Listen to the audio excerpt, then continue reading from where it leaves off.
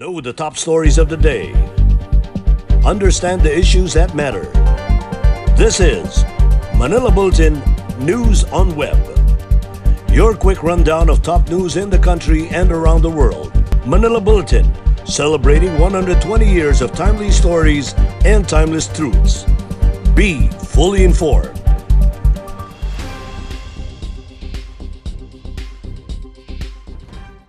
Hi, I'm Barbie Atienza. This is MB Now, and here are your news on web.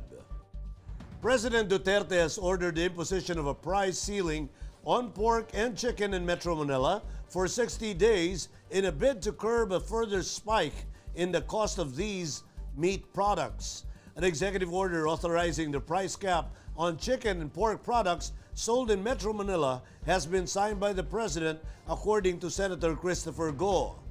The palace has yet to release a copy of the President's latest directive.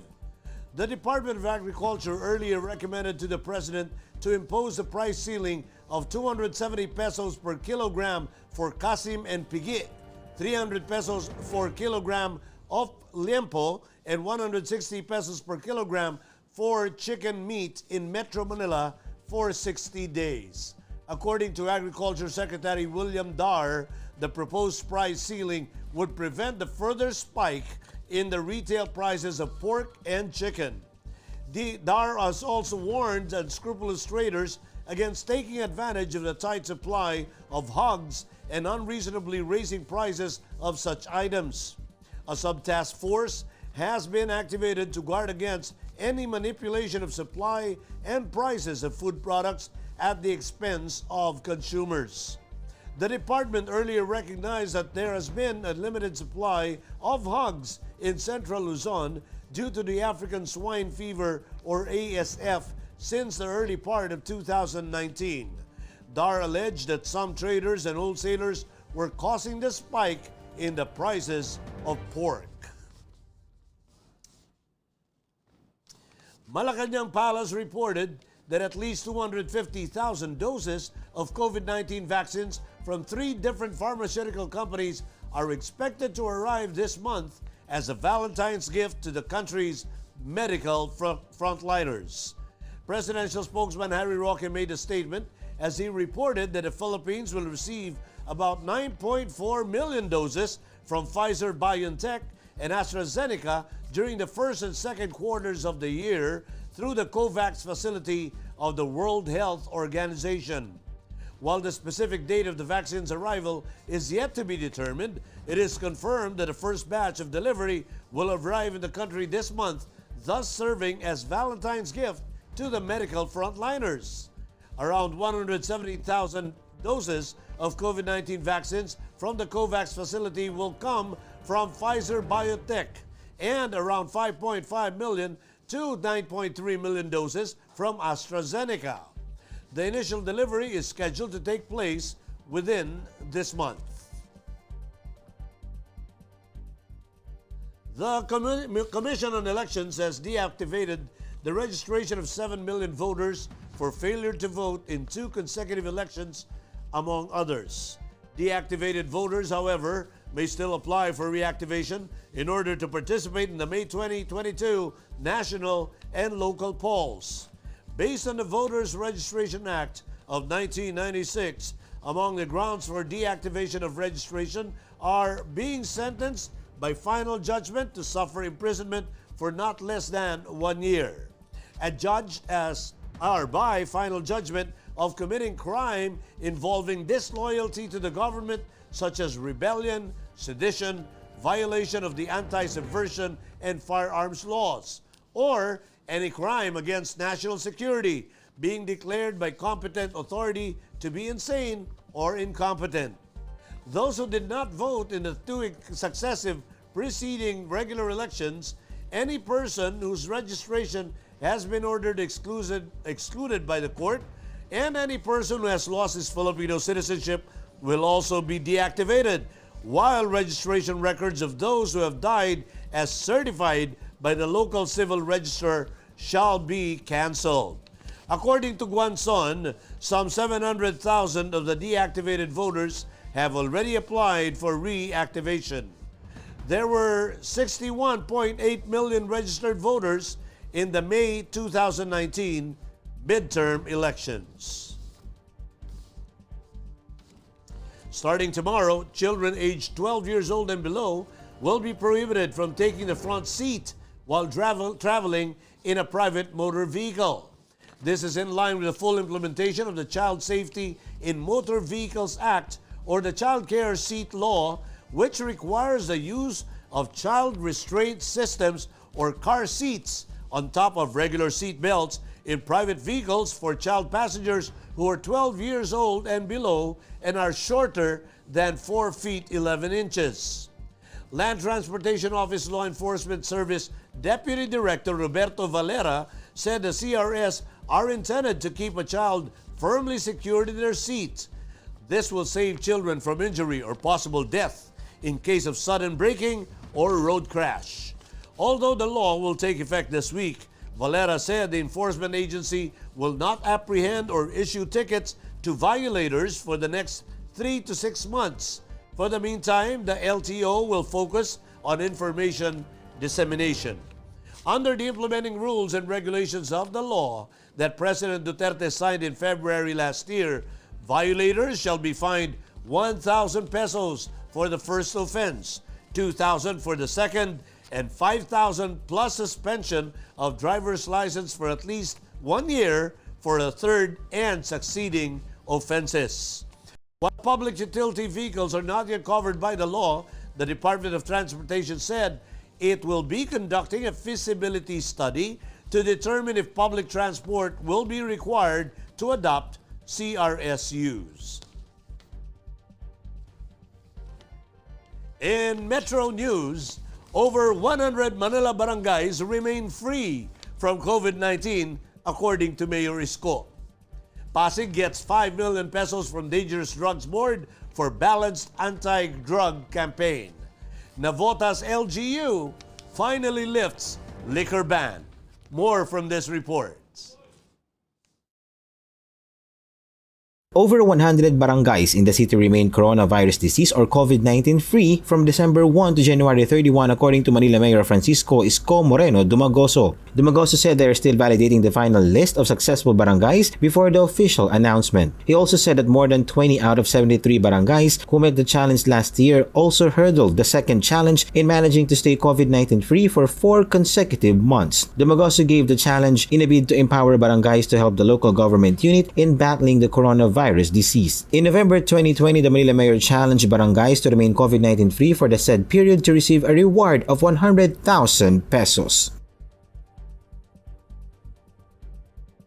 The local government unit of Pasig City has been awarded 5 million pesos by the Dangerous Drug Board for its balanced and holistic anti-drug campaign. Anti-Drug Abuse Council of Pasig Chief Zenaida Concepcion said, "The very proactive leadership of Mayor Vico Soto was the reason why ADCOP was given 5 million pesos by the DDB. The 5 million pesos awarded to ADCOP will be used for the infrastructure development so its facility can be maximized for the residents who need intervention on treatment and rehabilitation. The city is also conducting spiritual intervention among the surrenderies by partnering with spiritual sector. Of the 30 barangays in Pasig, 16 of their barangays have been declared drug cleared by the DDB." The liquor ban in Navotas City, which was imposed 9 months ago to prevent the spread of the coronavirus disease, was finally lifted on Monday as the local government said the city's virus cases have become manageable. Mayor Toby Tiangco made the announcement in a Facebook post and said this was based on the agreement that we would lift the ban if the number of the COVID-19 cases would not spike after the Christmas season. Despite the lifting of the ban, the mayor said drinking sessions should be conducted indoors as drinking in public places is still prohibited under Municipal Ordinance number 2002-06. Here are the top news in other parts of the country. Bricks of dried marijuana worth around 2.5 million pesos seized in Angeles City. 12 Leyte villages under close watch due to African swine fever outbreak. And Davao City records 106 new COVID-19 cases. And here are the details.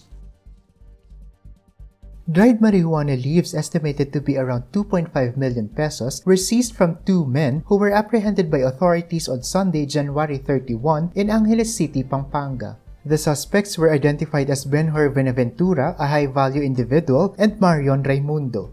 Seized from them were 22 plastic-wrapped dried marijuana with an estimated weight of 20 kilos and 450 grams and with a value amounting to 2,448,000 pesos.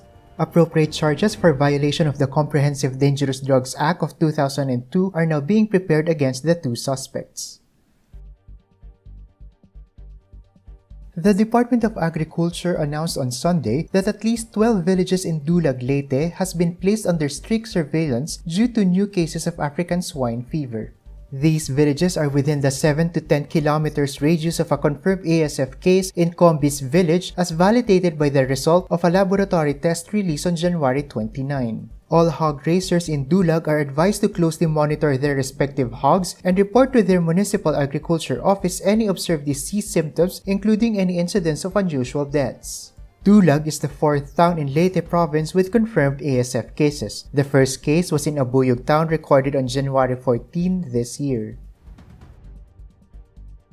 Davao City recorded 106 new cases of coronavirus disease, bringing to 11,662 the total number of cases in the city on Sunday, January 31. The city currently has 1,552 active cases, while the region has a total of 2,849 active cases. Data from the DOH also showed that Davao region has surpassed the 700 mark in the number of COVID-19 deaths after recording 6 fatalities, including one from Davao City. The total number of deaths due to COVID-19 in Davao region is 703, of which 548 were from Davao City. There were also 47 new recoveries recorded in the city on Sunday. In world news, World Health Organization probe team visits Wuhan market at the heart of the first virus outbreak. Myanmar's military stages coup and detains Aung San Suu Kyi. And panda bears play in the snow as winter storm blankets the U.S. Capitol. Let's watch this report. A team of WHO experts investigating the origins of COVID-19 on Sunday went to a market in Wuhan where one of the first reported cluster of infections emerged over a year ago, with one member tweeting, "The visit was critical to understanding the virus." Members of the group arrive at Huanan Seafood Market, which has been sealed since January last year, driving into its barricade premises as guards quickly blocked others from entering, according to AFP journalists at the scene. The expert did not take questions, and a member of the team shrugged and rolled up the car window when asked about his expectations for the visit. Security staff told reporters outside to leave and shook a tall ladder on which a photographer was sitting for a better view. Later, in response to a shouted question on whether the experts were satisfied with access, a member of Mission gave a thumbs up. Myanmar's military declared one-year state of emergency on Monday and appointed the general as acting president after arresting civilian leader Aung San Suu Kyi and other senior officials. The intervention came after weeks of rising tensions between the military, which ruled the country for nearly 5 decades, and the civilian government over allegations of fraud in November's elections. The military last week signaled it could seize power to settle its claim of irregularities in the polls, which Suu Kyi's National League for Democracy party won easily. Giant pandas at Smithsonian National Zoo in Washington, D.C. are enjoying the winter season at their own backyard. Two giant pandas, Mei Xiang and Tian Tian, were caught on camera playing in the snow at the zoo, while giant panda Kub Xiao Ji is having his first encounter with the snow in the biggest snowstorm to hit the U.S. Capitol in 2 years. In a clip shared by the zoo, the pandas can be seen rolling around the ground in various areas of their enclosure. On separate occasions, both pandas laid on their back at the top of the hill before sliding down all the way to the bottom on their backs. In entertainment, former actress VJ Cindy Kurleto has admitted she was bullied after she addressed the decades-old rumor about her relationship with some Filipino male celebrities. Kurleto has pointed out that she and Vic Soto were never an item. She added it was actor Jericho Rosales who became her boyfriend for 2 years until she called it quits. In her Instagram story, Kurleto shared that she thought that answering the forever reoccurring question will finally be put into rest. But instead, she was bullied for speaking the truth, and Kurleto said that she is not okay about it. She also added that my tone reflects my annoyance at how this topic won't rest, not because I'm unhappy with the choices I made. Now in sports, up-and-coming American lightweight Ryan Garcia said on Instagram over the weekend that he wants to get in the ring with Philippine icon Manny Pacquiao in an official bout. Garcia said he wanted to make it clear, absolutely clear, that it would not be an exhibition match. He added that it will be a real fight, shooting for 12 rounds, all on the line. The 22-year-old Garcia survived an early knockdown to stop Luke Campbell in the 7th round earlier this month in Dallas to claim the interim World Boxing Council lightweight title. Pacquiao, meanwhile, hasn't fought since claiming the World Boxing Association's welterweight super world title with a stunning victory over Keith Thurman in Las Vegas in July of 2019. Tomorrow is a special day here at the Manila Bulletin as we celebrate the 121st founding anniversary of the nation's leading newspaper. In celebration of this milestone, the Manila Bulletin is releasing a series of profiles with a theme, What's Now, What's New, What's Next?, where we will feature a new generation of leaders, thinkers, pioneers, innovators, and trailblazers across many fields in the country. Apart from that, the Manila Bulletin will also be launching the first episode of MB Digidocs, a digital documentary series that explores human connections and the celebration of the triumph of the Filipino spirit. Catch the MB Digidocs and all our 121st anniversary specials in all of Manila Bulletin's social media platforms and, of course, in tomorrow's copy of the Manila Bulletin newspaper. And those are the news on web today, February 1, 2021. For more news and details, get your copy of the Manila Bulletin newspaper tomorrow or log on to www.mb.com.ph. Or you may also subscribe to our newsletter through the link on this video's caption to have the day's latest news delivered to your inbox. I am Barbie Atienza for Manila Bulletin. Join us again tomorrow. This has been MB Now. Be fully informed.